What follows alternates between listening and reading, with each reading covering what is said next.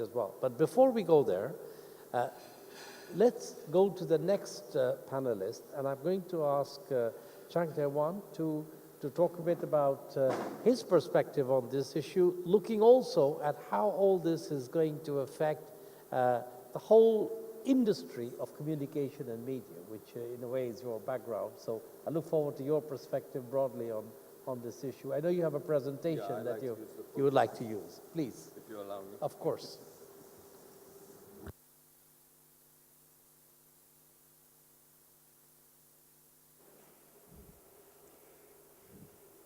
My notes keep on slipping down, so hold this for me.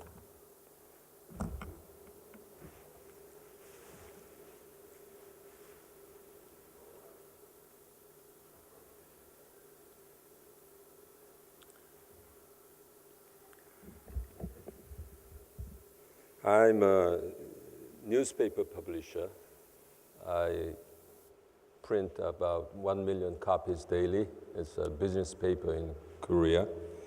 And I operate 3 TV channels and internet services and things like that. So I have about 15 million audience in Korea. So I give you these informations so we can understand better. I was listening to medical people before I start this session, and people talked about fourth industrial revolution, which was a big topic in Davos this year. And as you know, fourth industrial revolution covers IoT, and I just learned IOL, which means life, and robotics, sensors, driverless cars, drones, and genetic engineering, and fin technology. And people are borrowing money from other people. That's P2P financing. You'll see a lot of these new industrial revolutions happening here and there. So, as Simon said, we're going to have a new type of social contract. So I like to focus on social contract in newspaper industry. Through these industrial revolution, MK, meaning my newspaper media group, I'm going through lots of innovation strategy. 24 hours, 7 days, mobile platforms, that's one thing. And we hear a lot about Ubering taxi, but I suggested Ubering professors, expertise people, and even students, specialists. So I named Ubering, Knowledge Ubering 300. I tried to gather about 300 people. They can help me out. I have about 700 journalists working for me. Adding 300 more would be a good idea. So I try to build knowledge community network. That's what I called here Knowledge Ubering 300. Then I try to introduce radar series. Laser ray goes deeper into many places. So I introduced radar series. That's a new news platforms specialized in politics, law, finance, consumer behavior, and health. So I even set up this venture companies, small venture companies in Silicon Valley. I hope that will make me a little more money than newspaper business. Next picture is a very complicated one. I didn't bother to translate all the Korean words into English. You probably wouldn't understand this. But my media platform is called service journalism. I try to map media going through this new fourth industrial revolution. Newspaper will introduce robot journalism, and they'll go through all these new ventures, because traditional paper newspapers don't make much money lately, and the subscription is declining. They really have to find new ways to support their journalists and their employees. So mapping meaning planning course of action in detail, and I'll come back to this later. Now we are facing a new medium era, Google and Face. Actually, whenever you use Google and Facebook, iPhone, you are entering new individual social contract. And that's very complicated. Nobody reads them. You maybe start reading first page, then going through several pages, you are tired, you just say yes, but you don't know what you're getting into. Google and Facebook make up about 70% of the digital marketing industry. They are taking all the revenue money from traditional newspapers. And Netflix has become the biggest global multimedia company, offering services in over 140 countries. So what's happening in the media industry is media is going through big deals, M&As, okay? AT&T just purchased Time & Warner for $85 billion. And Verizon has announced that they plan to buy Yahoo for almost $5 billion. And Disney is also expected to merge with CBS to multiply its size. And Nihon Keizai Shimbun of Japan, they acquired Financial Times of UK for $1.3 billion. So many mergers and acquisitions are happening in the area of traditional media. And I learned that content is king. Everybody in this media area is saying quality of contents is decreasing lately. So I said the flood paradox, meaning there is no drinking water available during extreme floods. So there are many platforms need contents, but quality contents aren't that many. So newspaper is going through many strategic reforms, and the first one is convergence. We try to integrate platform, online, offline, and mobile platforms, and we try to network platforms and tight-knit horizontal and vertical networks. So in the end, we hope to converge your quality contents with the platforms and marketing services. So I checked the most recent technological advancement. And as you know, MIT Media Lab is always in the forefront. And there's a new idea, software, affective computing. Affectiva is the emotion recognition software and analysis startup created by the MIT Media Lab. What they're doing is software is interpreting humans' emotions, facial expressions, age group, and even gender. So we just before talked about customized, personalized medicines. In the news business, we are trying to deliver same thing, customized, individualized, precise news to fit the needs of all the readers in this area. What about location-based services? We are here in Doha, Qatar. You give your location to Google. You might find your favorite restaurants and shopping places. And many newspapers around the world, they go through VR journalism, virtual reality, and the sizes are getting smaller and smaller, and eventually they'll come down to contact lens size.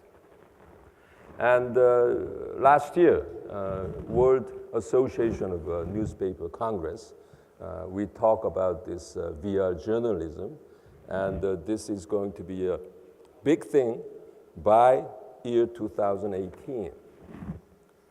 What about mobility and IoT? Everything's mobile these days, and we have screens everywhere. Display technology is getting advanced rapidly. Mirrors, windows, desk, and automobile windows, they are all becoming news platforms. And the company Cisco predicted in 2016, videos will make up about 78% of all contents by 2020. So you'll have a ubiquitous newspaper here and there. So publishers of newspapers, we are going through lots of headaches, whether we are well prepared for new technological reforms, revolutions. Some people say solutions lie outside of media. And media is well known for mass media, okay? We can deliver news in huge amount of quantity. But now we are going through microculture era. So the microculture, so we change from mass media period to micromedia era. So microculture is becoming important area in this new business.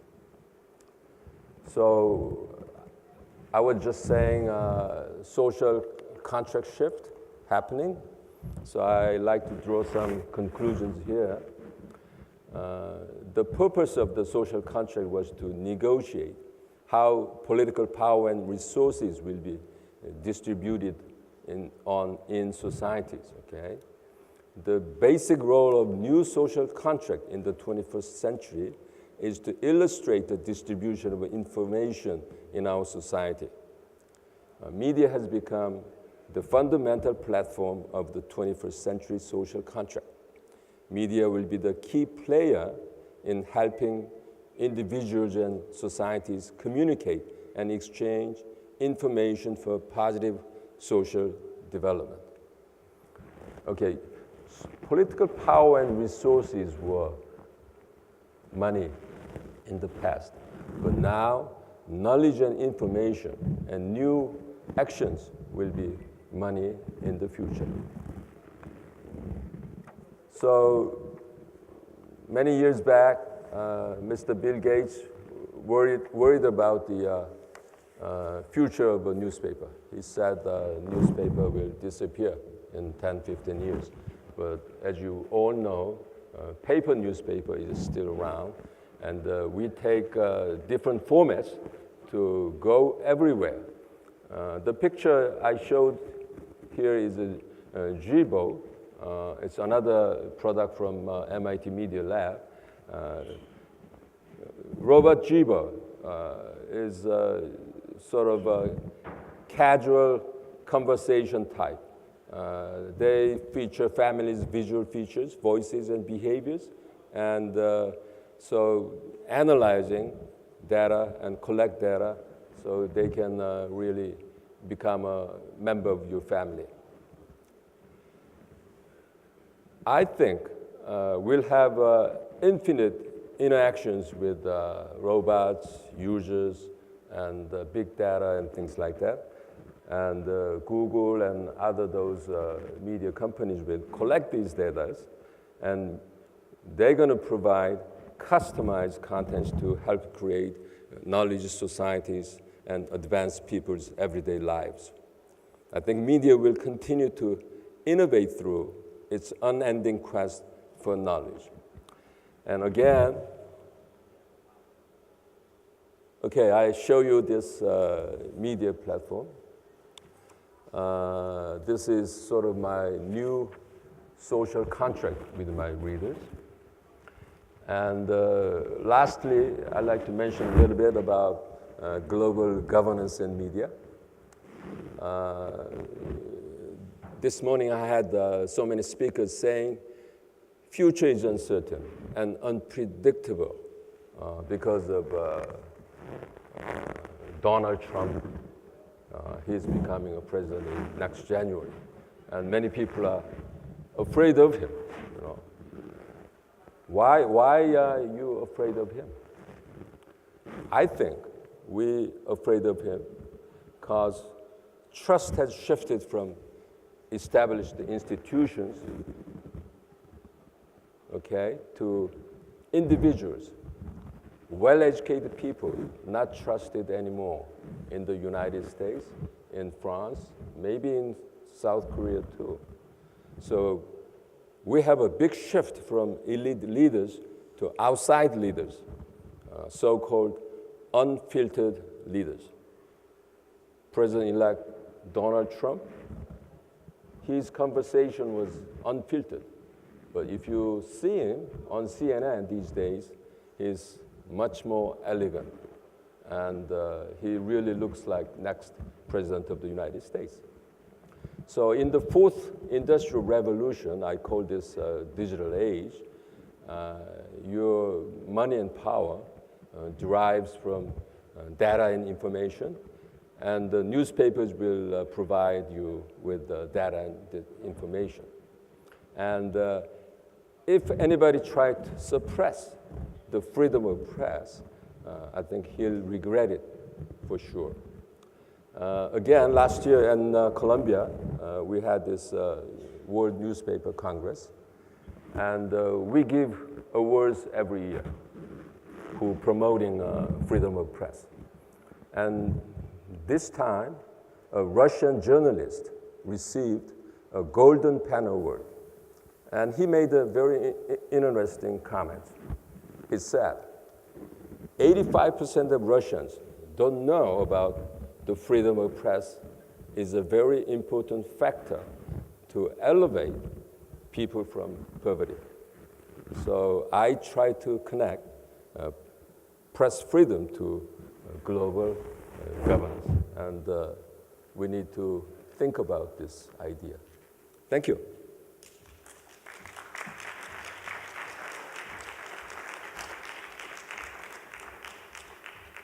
Thank you very much. I think that's fascinating. How industry is changing, and I think you raise one point, which I hope we come back to when we have a conversation, which is that the knowledge and data is the source of power and influence more and more. But knowledge and data is being collected from all of us. Every day, everything we do is being mapped and transmitted and aggregated and forming part of the big data.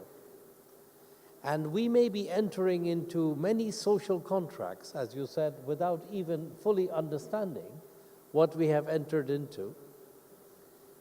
And the consequence of those individual decisions to be part of this big knowledge and data establishment is, in essence, to confer a lot of power to the people who can collect and manage that data. So what is the role of the state, as we have seen it in the past, in governing that process?